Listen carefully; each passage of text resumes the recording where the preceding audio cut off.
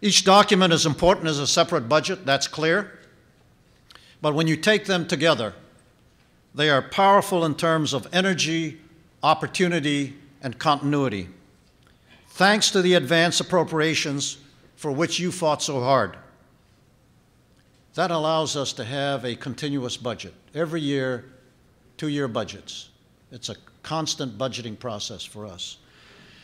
So while VBA, our Benefits Administration, and NCA, our Cemetery Administration, and others all across government are dealing with a continuing resolution, VHA, healthcare, is right now delivering its services through its hospitals and community-based outpatient clinics and vet centers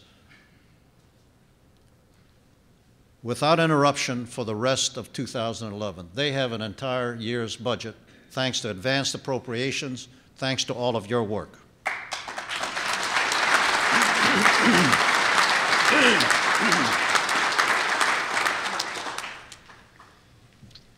Just talking about the Red Sox got me a little choked up here.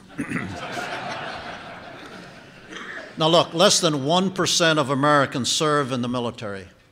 That's fact today. And in doing so, these men and women allow the rest of us to do what Americans do best. And that's outthink, outcreate, outwork, and outproduce the rest of the world.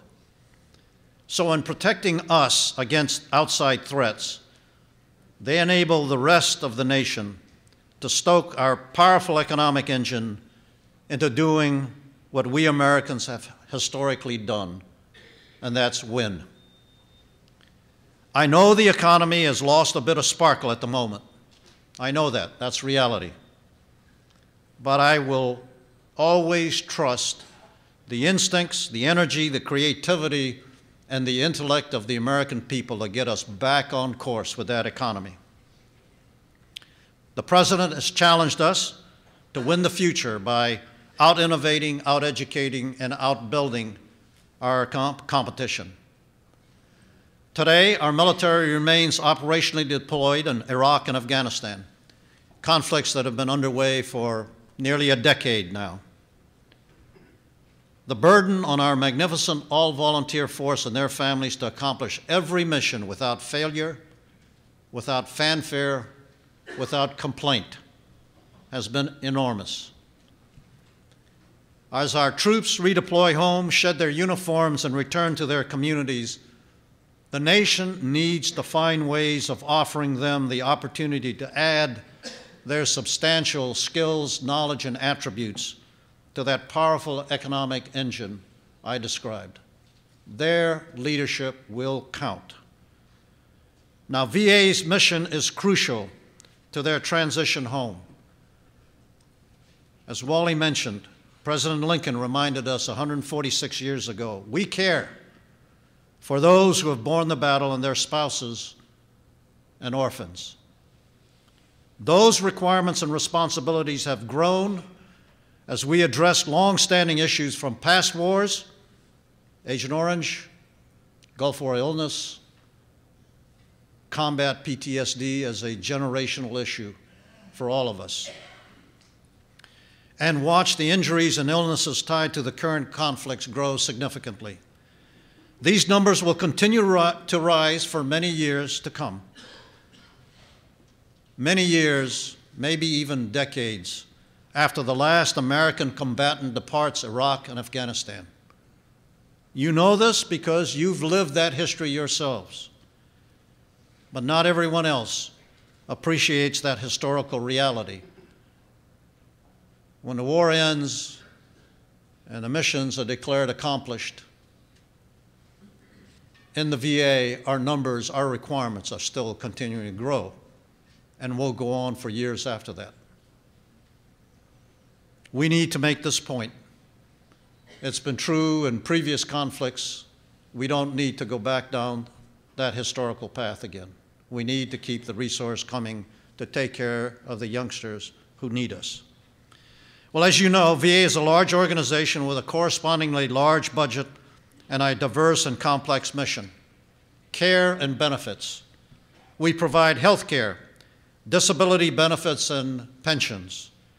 home loans, life insurance, robust education programs, and we run the nation's largest cemetery system, which, by the way, has outperformed every other enterprise in this country for the past decade, public or private, profit or nonprofit. Some ask me, why is the VA enterprise so large and complex? Why is the federal government doing so many things for veterans? Simple.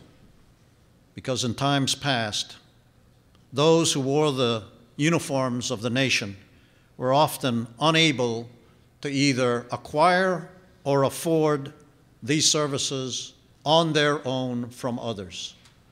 No one would provide them. Veterans were too high a risk, whether it was life insurance or mortgages.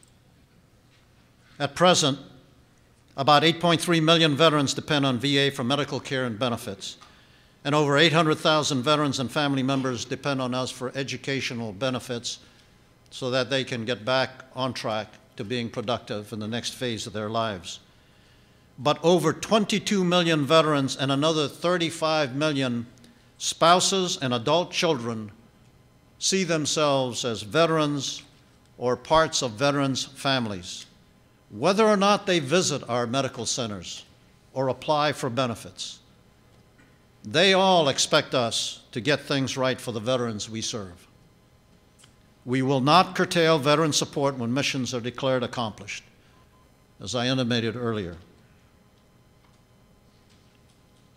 But that's happened on occasion in the past, leaving at least one generation of veterans to struggle in anonymity for 40 years. We owe them all better. And we need your continued advice and support in how we serve them robustly. Now, to keep his promises to veterans and meet the obligations of the American people, the President's budget requests approximately $132 billion in 2012, nearly $62 billion in discretionary funding, and roughly $70 billion in mandatory funding. Our discretionary budget request represents an increase of $5.9 billion, about a 10.6% increase over the 2010 budget.